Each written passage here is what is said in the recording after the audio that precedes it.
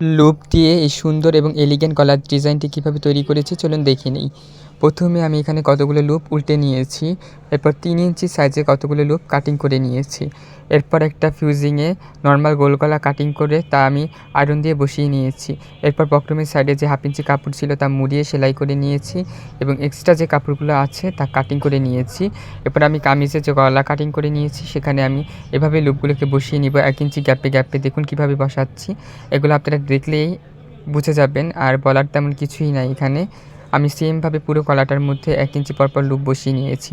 এই গলার ডিজাইনগুলো আপনাদের কাছে কেমন লাগে তা আমাকে কমেন্ট করে জানাতে পারেন এবং ভালো লাগলে লাইক, কমেন্ট এবং ফলো দিয়ে আমার পাশে থাকবেন।